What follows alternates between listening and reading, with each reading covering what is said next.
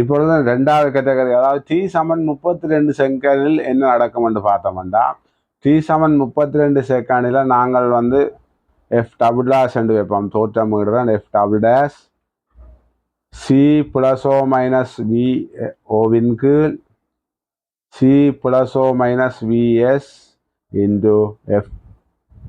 இதில் இந்த எங்களுக்கு அந்த vsன்றது இப்போ எப்படி வரப்போகுதுண்டா v cos θ, அதாவது v cos θ, அதாவது 32 செகண்டில் இந்த தீட்டாயின் பெறுமதி வந்து எங்களுக்கு வரப்போகுது, எங்களுக்கு 90 பாகையாக வரப்போகுது, அதாவது cos 90 வரப்போகுது. cos 90 பாகை எங்களுக்கு தெரியும் 0வை குறிக்கும். அப்போ vsன்றது, அதாவது துணிச்ச கூறு vs வந்து 0வாக வரப்போகுது. அப்போ இங்கே நாங்கள் vsக்கு பதிலாக 0 போட போகிறோம். இப்போ என்ன நடக்க போகுதுண்டா, மேலே வழியில் ஒலியின் வேகம் 300, அவதானி ஓய்வில் இருக்கிறார். அதே மாதிரி கீழே 300, vs வந்து 0.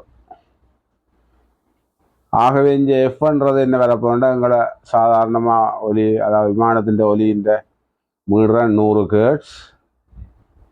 இதை நாங்கள் சுருக்கினா எங்களுக்கு திருப்பி 100 ஹெர்ட்ஸ் என்று வரப்போகுது.